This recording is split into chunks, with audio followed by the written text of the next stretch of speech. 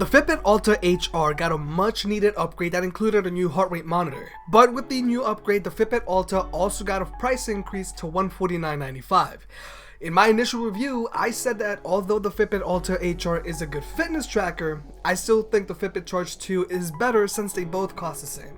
And naturally, a lot of people were asking why I think the Fitbit Charge 2 is better than the Fitbit Alta HR. So let's compare the two and hopefully help you with your purchase decision.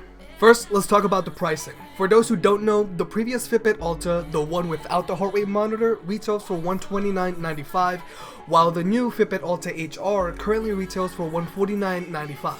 The older but slightly more robust Fitbit Charge 2 retails for the same $149.95. If you're interested in picking up either one of these, I'll have links below with the best deals. Amazon routinely puts the Fitbit Charge 2 on sale.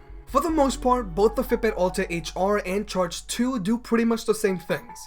They both connect to the same Fitbit mobile app, they both track your steps, distance walked, calories burned, minutes active, floors climbed, will automatically log your exercise, track your sleep quality, and measure your heart rate. And for the most part, they are both fairly accurate and calculate the same readings. They also share the same design, they both have the same textured silicone wristbands that are also interchangeable so you can swap out for other bands if you like. And the main units are made of the same materials, stainless steel and a hard plastic. The biggest difference between the Alta HR and the Charge 2 is the screen. Although they both have OLED screens with similar tap interfaces, the screen size, quality, and user interface is slightly different.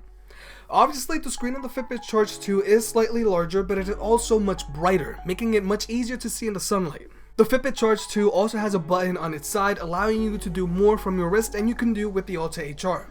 The Alta HR can only show you your stats, whereas the Charge 2 allows you to manually start tracking a workout, use a stopwatch, and start guided breathing sessions.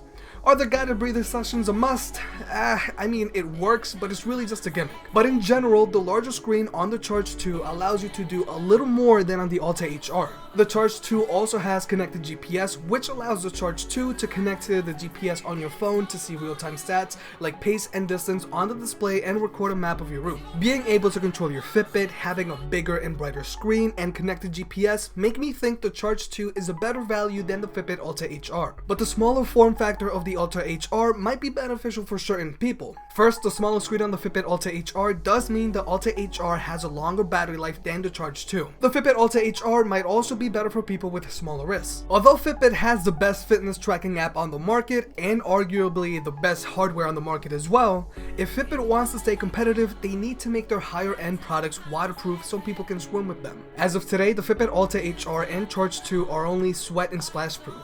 But if you were to swim with either one of these fitness trackers, they will probably get damaged. But if you're not the swimming type, then either Fitbit will suit you just fine. Like I said, I still prefer the Fitbit Charge 2 over the Alta HR because it's a little more capable. Since they both retail for the same price, you do want to get the most bang for your buck. But for some people, deciding between the Fitbit Alta HR and Charge 2 will ultimately come down to design and form factor. Hey, if you made it this far, I hope you enjoyed the video. If you could, please high-five the like button, it helps the channel grow. If you like videos like this, subscribe. There are more product reviews and fitness advice videos coming. For more, check out gymcaddy.net, and I'll catch you next time.